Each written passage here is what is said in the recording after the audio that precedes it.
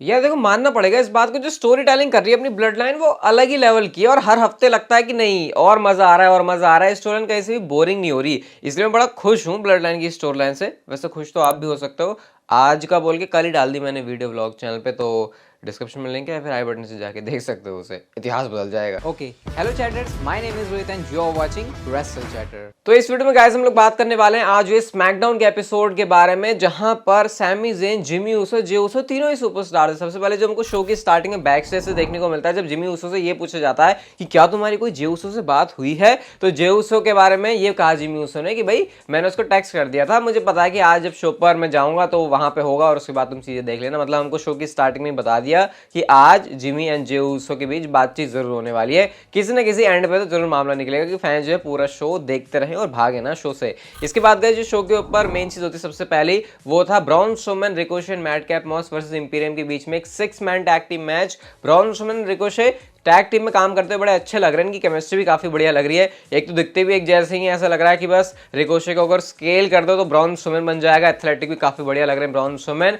हालांकि मैच के रिजल्ट की बात करें तो मैडकैप मॉस ने फालतू की चुलपंती कर दी, ब्रॉन स्ट्रोमैन से टैग ले लिया। भाई बंदे ने, यार भाई ब्रॉन स्ट्रोमैन से तुम टैग ले रहे हो यार, वो बंदा मतलब कैसे? तो मैडकैप मॉस हो गए, मैडकैप मॉस टैग इन हो गए और इसकी वजह से गुंथर ने उनको अपना फिनिशर ठोक के मैडकैप मॉस को पिन कर दिया और मैच में जो विक्ट्री है वो इंपीरियम को मिल गई। अब मैच खत्म होने के बाद क्या हो रहा था, ड्रू मैकिंटायर भी क्योंकि एंट्रेंस वाले एरिया पर ही खड़े होते हैं, वो तैयार हो रहे कि भाई अब मैं जाके मारूंगा, लेकिन पीछे से आके वाइकिंग रेडर्स ने ही उनके ऊपर अटैक कर दिया। शेमस बचाने के लिए आते हैं और उसके बाद तो भाई जो वाइकिंग रेडर्स है उनका ही बाजा बच जाता है, क्योंकि ब्रॉन स्ट्रोमैन, रिकोशे ने भी आकर उनके फोर्सेस को ज्वाइन कर लिया। और उसके बाद जो एंड में दो टीम्स स्टैंड टॉल कर रही थी वो Drew McIntyre and Sheamus and bronze Strowman, Ricochet की थी। अब ऐसा होता नहीं है, वैसे सेव करने के लिए हमको सिंगल्स सुपरस्टार्स में दिखता है कि हाँ किसी को बचाने के लिए कोई आया, लेकिन यहाँ पर एक टीम को बचाने के लिए पूरी दूसरी टीम आई है और ऐसा भी नहीं लग रहा कि इनकी स्टोरी लाइन को कनेक्शन है।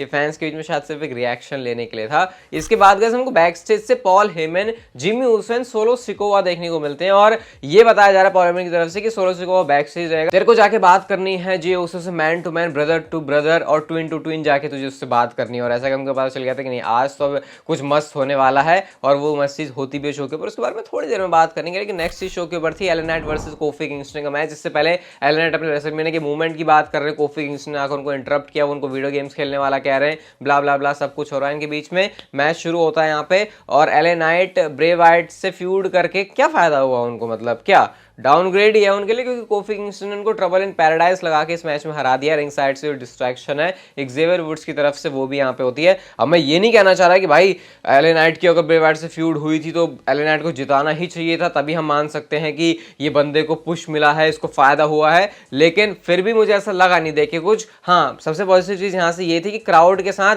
बहुत अच्छा कनेक्शन बैठ रहा था उनका, जो क्राउड है वो उनको प्रोमो पर रिएक्ट कर रहा था। लेकिन अब तुम उनको कोई मेजर चीज में डालोगे नहीं, ऐसे रैंडम मुखी करोगे तो फिर वो अच्छा नहीं लगेगा। तो देखते हैं एलन नाइट के साथ आने वाले हफ्ते में क्या होता है और स्पेशली रेसलमेनिया में डब्ल्यूडब्ल्यू उनके साथ क्या करती है। इसके बाद गाइस शो पर हमको शार्लेट फ्लेयर देखने को मिलती है, जो कि कॉल आउट करती हैं रिया रिप्ली को। रिया रिप्ली के बारे में कहती है कि भाई रॉ के ऊपर तो बंदी बड़ा बोलती है, अब मैं इसको बुलाती हूँ और फेस टू फेस ही आए। और जो फेस टू फेस आने की बात हो रही होती तो कोई आया नहीं, डोमिनिक मिस्ट्रियो निकल के आ गया। डोमिनिक मिस्ट्रियो अपना ही अलग रोना धोना लगाए बैठे शार्लेट से। वो कह रहे हैं कि हम में सिमिलैरिटी है, हम जो है अपने, हम जो फर्स्ट जनरेशन नहीं है, हमारे इससे बाप दादा पहले कर चुके रेसलिंग, उसके बाद हम बिजनेस में आए हैं। तुम्हारा डैड भी बेकार है, मेरा डैड भी बेकार है, मेरे डैड के बारे में ये वो। शार्लेट कहती हो भाई रुक जा, मेरा डैड कोई बेकार नहीं है, तेरा डैड होगा बेकार, ऐसे करके उन्होंने कहा। और वो ये भी कहते हैं कि अगर वो यहाँ पे इस समय होता तो तुझे ठोक पीट के बजा देता, ऐसा करके भी उन्होंने कहा। ये बताते हैं डोमिनिक मिस्ट्रियो की रिया रिप्ली इतनी स्ट्रांग है कि जब वो मुझे हक भी करती है तो बैक में से दर्द सा हो जाता है, ऐसा करके डोमिनिक मिस्ट्रियो बड़ाई कर रहे हैं बिल्कुल रिया रिप्ली की। इसके बाद क्या होता है, रिया रिप्ली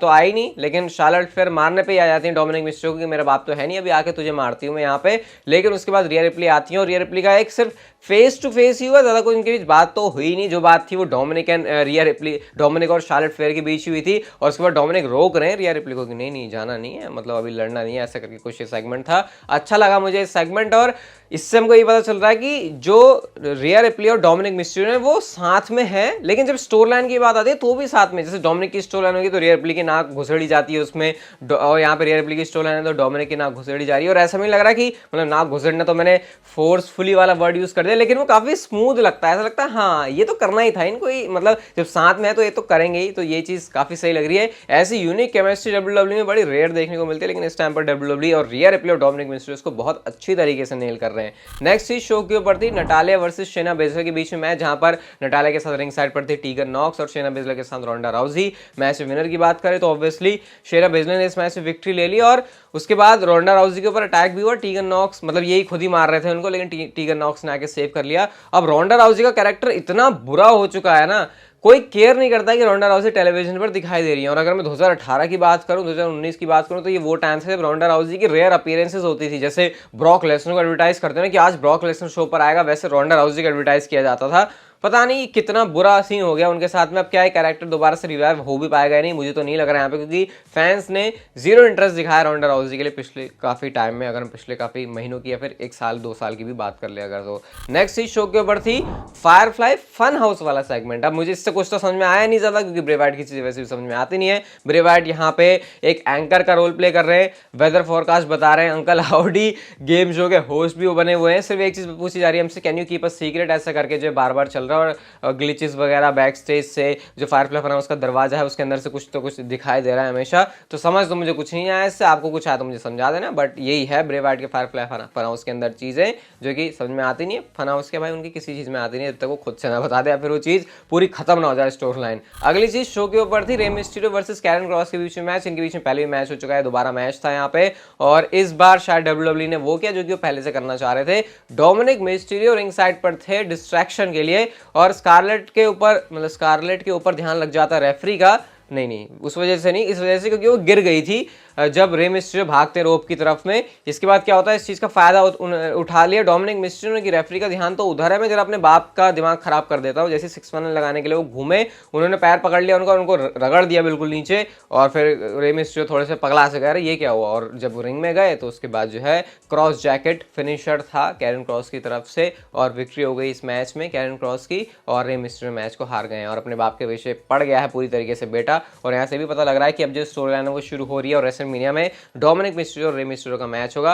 हालांकि वो भी एक चीज थी जब रे मिस्टीरियो बिल्कुल पीछे, मतलब डोमिनिक मिस्टीरियो पीछे पड़ गया रे मिस्टीरियो की, मार मुझे मार, लेकिन रे मिस्टीरियो फिर भी मारते नहीं है। तो फिलहाल तो मारा नहीं है, लेकिन वो टाइम बहुत ही जल्दी आने वाला है। और गाइस हम लोग बात करते हैं शो के मेन इवेंट की, जहां पे जिमी ऊसो एंट्री करते हैं रिंग में। और वो यहाँ पर बताते हैं कि उनको पता है कि जे ऊसो जो है वो हर्ट हुआ है, ब्लड लाइन में क्रैक आ रहा है, ब्लड लाइन में प्रॉब्लम हो गई है, इसको हमको फिक्स करना है। इस वे में जे ऊसो तक वो मैसेज पहुंचाना चाह रहे हैं। फिर वो ये भी कहते हैं कि हमारे पास केओ प्रॉब्लम है, हमारे पास सैमी प्रॉब्लम है। ऐसा कहते कहते गाइस हुडी में एक बंदा आता है जो कि रिंग में एंटर कर जाता है सीधा, और ये सुपरस्टार कोई और नहीं बल्कि सैमी ज़ेन थे। सैमी ज़ेन यहाँ पे आके कहते हैं कि भाई जिमी ऊसो अगर तू ना होता तो मैं ना ऑनररी ऊस बनता, तू ही वो पहला बंदा था जिसने मेरे ऊपर बिलीव किया, ये जो ऊसी है कोई थिंग नहीं होती। ऐसा करके उन्होंने जिमी ऊसो के बारे में बातें करी। लेकिन फिर जिमी ऊसो कहते भाई तुमने क्या किया सैमी ज़ेन, तुम बड़ी बातें कर रहे हो, ये तुमने खुद ट्राइबल चीफ के ऊपर अटैक किया था, तुमको पता है कि फैमिली में कभी ऐसा होता नहीं है। अब इस पर सैमी ज़ेन की बात भी जवाब था, वो कहते हैं अच्छा फैमिली की बात कर रहे हो,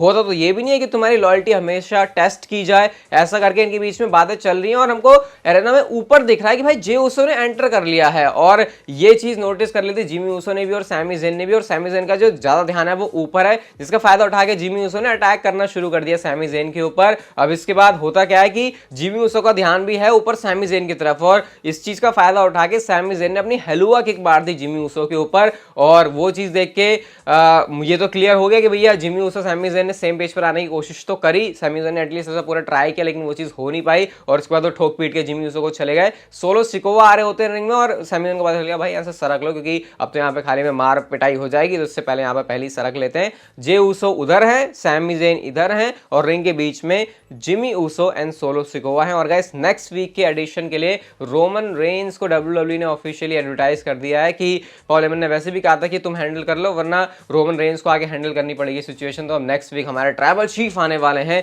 जो कि सारी सिचुएशंस को हैंडल करेंगे। तो जो स्टोरी लाइन है वो बहुत मस्त चल रही है। अभी रोमन रेंस के आने का इंतजार, और देखते हैं ब्लड लाइन में और क्या क्या धमाके होते हैं। ब्लॉग चैनल पर जो वीडियो आएगा उसको जाके जरूर देख लेना डिस्क्रिप्शन से। ये वीडियो गाइस अगर आपको अच्छी लगी तो like share subscribe notification bell को ऑन कर दो, and see you guys in my next video.